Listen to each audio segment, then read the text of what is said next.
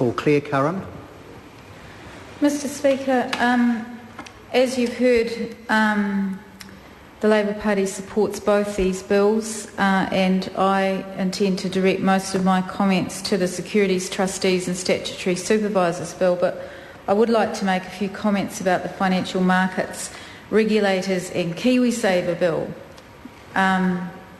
As you heard, this bill establishes the Financial Markets Authority and sets out the wider enforcement and surveillance powers that are currently available to regulators, and it also makes changes to the regulation of registered exchanges and improves the regulation of KiwiSaver schemes.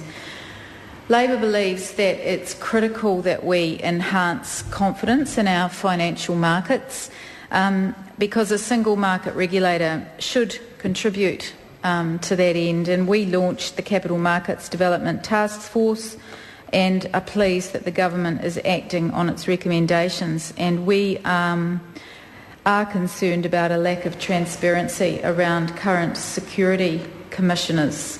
We support this bill, as you've heard. We think that the concentration of power in the hands of the Financial Markets Authority means that all its officers must be beyond reproach and its processes must be fully transparent, and the integrity of the markets depend on the integrity of the Financial Markets Authority and its personnel. Labor started this process, the financial markets reform, and we are pleased that the government is continuing that work, and I'd like to make a special mention of the Honourable Leanne Dalzell with regard to both of these bills. She set up the Capital Markets Development Task Force in 2008 to develop a blueprint and an action plan for the development of New Zealand's financial system. And out of this has come these bills. And we believe, just in terms of the principles around the Financial Markets Authority, that enforceable principles such as integrity, skill, reasonable care and financial prudence are needed.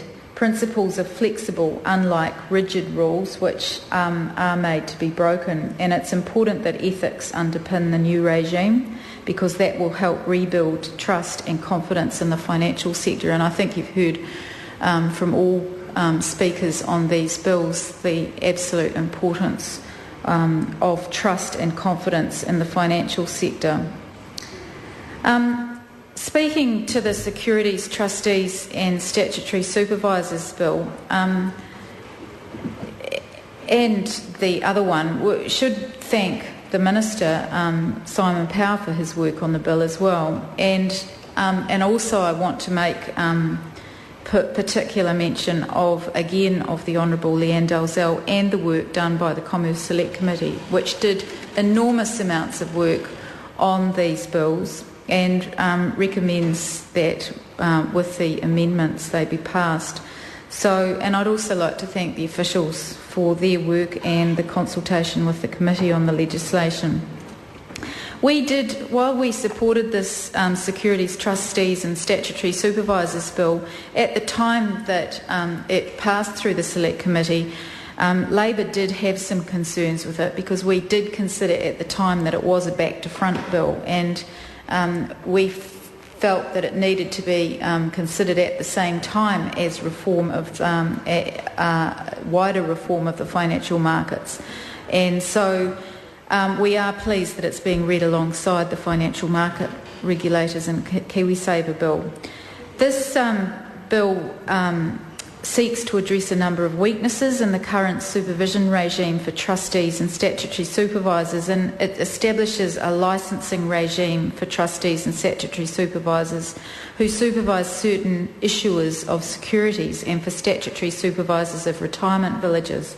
And it amends several pieces of legislation which include the Retirement Villages Act 2003, the Securities Act 1978 and the Unit Trusts Act 1960, and that new regime would be administered by the Securities Commission. And we noted at the time that it was intended that the Commission's role under the bill would be taken over by the Financial Markets Authority once it was established, and it appears now that that will happen. It follows on from the conclusions of both an International Monetary Fund and World Bank report in 2004 and the consultations undertaken by the Ministry of Economic Development in the review of financial products and providers in 2006, which found that New Zealand placed far too much reliance on private supervisors such as corporate trustees, and that those supervisors and trustees often lacked accountability. And this bill removes the automatic right for the 6 statutorily appointed approved trustees to supervise issuers of debt and some investment schemes, and it also introduces a licensing regime for trustees that will be run by the Securities Commission. It makes it an offence to act as a trustee or a statutory supervisor without a licence, so that a person who commits such an offence will be liable on conviction to a fine that doesn't exceed $300,000. And also includes a number of provisions designed to ensure that trustees, statutory supervisors and unit trustees comply with their obligations, and the Securities Commission may seek pecuniary penalty and compensatory orders against those who fail to comply. These clauses are designed to address the lack of capability and accountability of supervisors and trustees in the current system.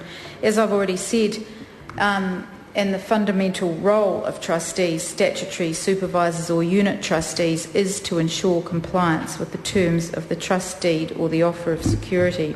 So when an issuer gets into difficulties, the trustee supervisor is supposed to take action, inform the investors and engage expert assistance, or place that issuer into liquidation.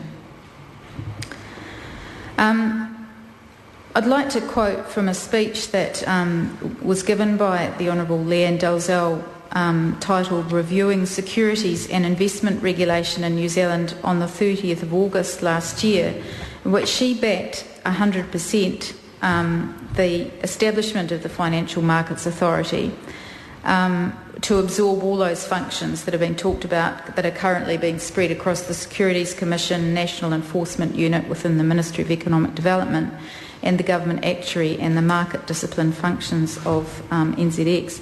And she said, quote, "The Minister has said that it will have grunt, and I welcome that. We need a single-minded approach that says the risk of getting caught is high and the consequences of conviction are severe." And she went on to say, "I am constantly affronted at the discount our criminal justice system appears to afford the white-collar criminal over all other criminals, even though the wealth they have destroyed makes the proceeds of house burglaries pale into insignificance by comparison. I think we should allow our courts to impose what I now call the Madoff sentence for the most egregious cases. And there are some people who should never be allowed to fundraise from the public ever again or to claim the protection of limited liability against creditors. And those are the people against whom fraud has been proven. There should be no second chances under those circumstances." End quote. And she talked about the 5 key objectives which should underpin a financial services authority framework. And they are market confidence, which is maintaining confidence in the financial system; public awareness, which is promoting public understanding of the financial system; financial stability, which contributes to the protection and enhancement of a financial system; consumer protection, which secures the appropriate degree of protection for consumers; and the reduction of financial crime, which reduces the extent to which it's possible for a business to be used for a purpose connected with financial crime. And it's those principles and objectives which should underpin all reforms in this area.